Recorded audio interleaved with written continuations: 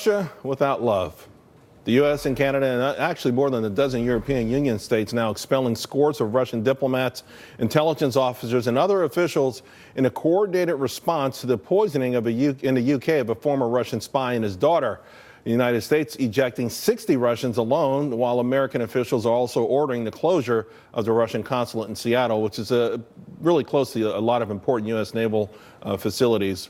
Here now with me to discuss, Fox News contributor Deneen Borelli, CapriCafaro, former Democratic Ohio State Senate Minority Leader, and back with us, Fort O'Connell, Harry Kazianis. Deneen, let me start with you. The response is coordinated. It's serious. It's impressive. Do you think this is enough, or is this just the first step, perhaps? Perhaps it's just the first step, and there may be more that needs to be done, but it's great to see the U.S. and the EU making this united front to confront Russia. And think about this whole national security aspect as well. On British soil, with these two individuals, with them being poisoned and attacked, think about the collateral damage.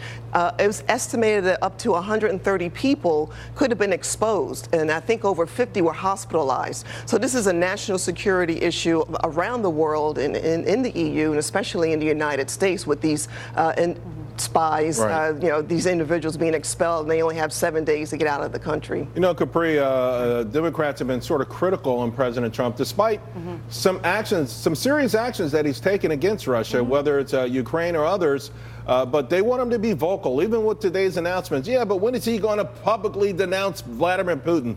Is that so critical to you when you see very strong steps like this being taken? Well, I do commend the president for taking this step. I mean, this is the largest expulsion of Russian-related diplomats since 1986, in the height of the Cold War, when Soviet diplomats were expelled by Ronald Reagan back then. And so this is an incredible, important step in the right direction. And so, yes, I think that there is some reason to be critical where we're not physically seeing President Trump speak out, but ultimately actions do speak louder than words. We finally are seeing the sanctions go into place from the U.S. Treasury. We need to continue to see this kind of movement. We did, finally join 14 other EU nations in expelling these diplomats.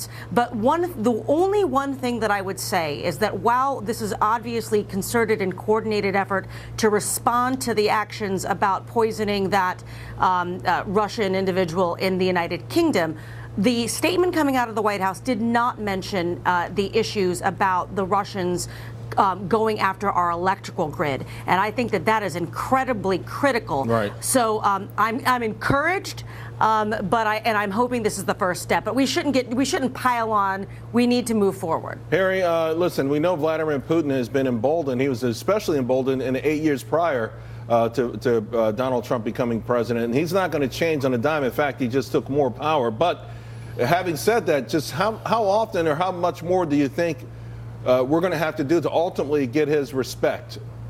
Well, Charles, I think it's very clear. Russia is a rogue nation, and finally the United States is treating Russia like a rogue nation. I mean, how far do we have to go back to see this? Whether it's the Russians invading Georgia back in 2008, them ripping off part of Crimea just a few years ago, spending billions of dollars on their military when it's only aimed at one country, us, nuclear torpedoes, all of these things that they've been doing for years now. So a U.S. reaction towards Russia was bound to happen. Now, look, I'll be honest, I was one of those folks who was cheerleading for President Trump to have a reset with relations with Moscow. I mean, let's face it, the United States has a lot of problems around the world. We have a North Korean issue. We have problems, obviously, with China on multiple fronts. So if we had a better relationship with Russia, that's a good thing for us. Right. Have you given up on that, Harry?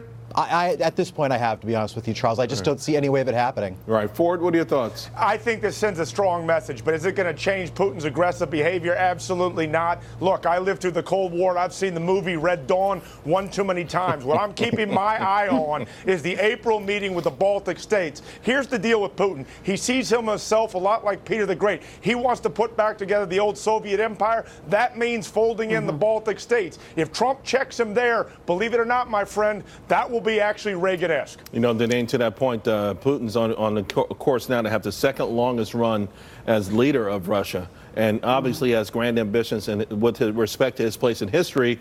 And I think part of that is recobbling, back together parts of the old USSR. Yeah, that is probably part of his plan. But I tell you, I think the president is doing a great thing, because I have the flashback of Hillary Clinton with that dopey reset button with their prime minister. So thank goodness Trump is trying to. That was a prop in Red Dawn, by the way, was. too. Yeah. Yeah.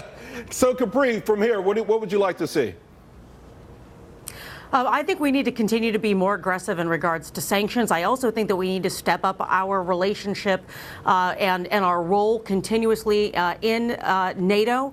I'm really encouraged to see that President Trump has, stepped up and recognized the value of NATO. We need to do more in regards to our military exercises, particularly in the Balkans. In the Baltic states, as well as the Balkans for that matter. Although the Baltics, I think, are the most at risk, because back to kind of what Ford was saying, Vladimir Putin thinks that it is his right to defend anyone of a Russian national origin or a Russian language speaker. So that's why he took Crimea, part of why he took Crimea in 2014. Sure. That's why there are so many places at risk. And we also need to help a lot of these nations become energy independent from Russia, because they are behind the 8 ball because of the pipeline access to the oil. Right. They've been talking about that for a while. And of course, Crimea with access to the Black Sea as well. That's right. Putin's got some grand ambitions. So this was a great news, and hopefully we'll get a lot more like it. Thank you all very much. Coming up.